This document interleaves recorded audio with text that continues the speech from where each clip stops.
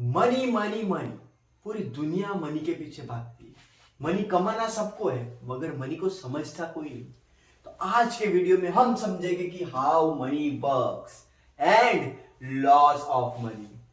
तो सबसे पहले मेरा नाम है उत्सव और आप देख रहे हो इकोनॉमिक IQ। अगर आपको economic, finance and business related video देखनी है तो प्लीज हमारे चैनल को सब्सक्राइब कीजिए। तो उसमें से सबसे पहला लॉ है हमारा मनी का, वो है money neither be created nor be destroyed.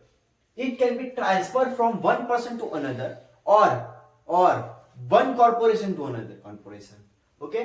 तो अगर आपको समझो, एक एग्जांपल समझते हैं हम। अगर आपको ट्रैवल करना है, आपको मुंबई से गोवा जाना है, तो आप एक कोई भी सर्विस लोगे और वो सर्विस के लिए आप अपना पैसा पे करोगे, बस टिकट का या रेलवे का पैसा पे करोगे। ओके?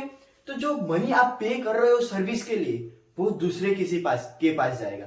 अभी वही आदमी, अगर जो दूसरा आदमी है वो अगर उसको भूख लगी तो वो फूड कोर्ट में पैसा देके फूड लेगा। तो यहाँ पे थिंग्स के बिहाफ में मनी एक्सचेंज होता है, इसीलिए मैंने कहा ट्रांसफर। ओके? और मनी क्रिएट भी नहीं होता। समझो आप, अगर आप बोल रहे हो कि रिलायंस पहले 500 करोड़ का वैल्यूएशन था 20 सालों बाद और आज 13 से 14 लाख करोड़ का वैल्यूएशन है, तो रिलायंस ने मनी क्रिएट किया। ये क्रिएट नहीं किया, ये ट्रांसफर हुआ in the form of service, assets and in the form of the profit of the company. तो हम ये सब चीजें सेकेंड लॉ में देखेंगे कि कैसे मनी क्रिएट और डिस्ट्रॉय नहीं होता। अगर हम सेकेंड लॉ की बात करें तो मनी डू नॉट इंक्रीजेस और decreases, value of things fluctuate, due to it money value fluctuate. अगर समझो अगर हम रिलायंस का ही एग्जांपल ले ले तो 20 साल पहले रिलायंस का जो वैल्यूएशन था वो 200 करोड़ या 300 करोड़ या 500 करोड़ होगा, मगर आज की डेट में 20 सालों बाद रिलायंस का valuation around 15 to 16 lakh crore है। तो रिलायंस ने मनी क्रिएट किया? नहीं सर, रिलायंस ने मनी क्रिएट नहीं किया। Value of things, value of assets, उसकी वैल्यू इंक्रीज हुई, वैल्यू ऑफ प्रॉफिटेबिलिटी वो इंक्रीज हुई, इसके कारण उसका जो मनी है ना, वैल्यू ऑफ मनी वो इंक्रीज हुआ। अगर हम देखें तो 1950 में गोल्ड की प्राइस थी $30, वही 2023 में आते आते वो $1800 हो गए। मतलब क्या? गोल्ड की प्राइस इंक्रीज हुई। क्यों इंक्रीज हुई? क्योंकि समझो मेरी बात, अगर 1950 में गोल्ड 1 kg था तो 2023 में 200 ग्राम हो जाएगा। ओके?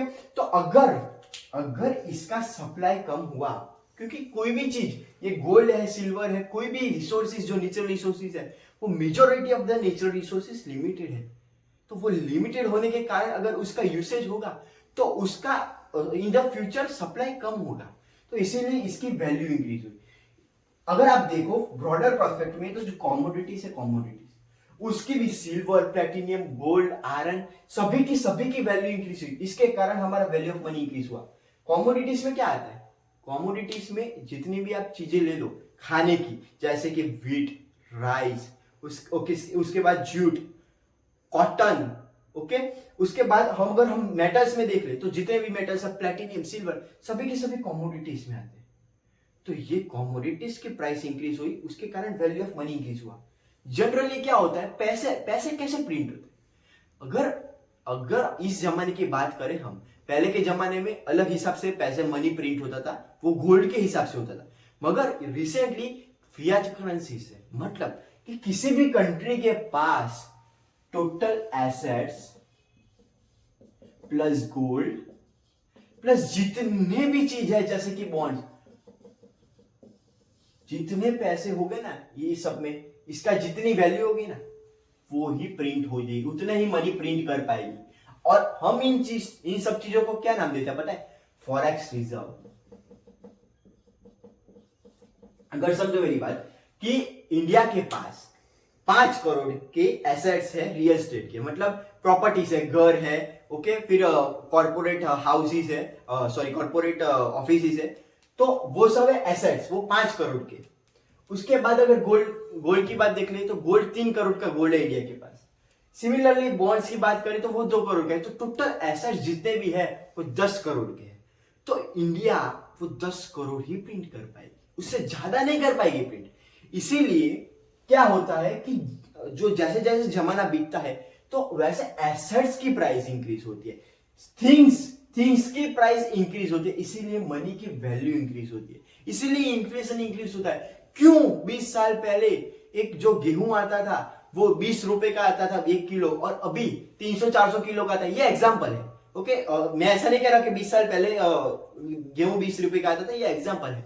अगर हम देखें तो गोल्ड $30 से $1800 हो गया। तो ये सब चीज वैल्यू ऑफ थिंग्स, उसके कारण ये मनी की वैल्यू इंक्रीज होती है। अगर आपको मेरा वीडियो इतना सा भी पसंद आया हो ना, तो प्लीज इस वीडियो को लाइक और इस चैनल को सब्सक्राइब कीजिए।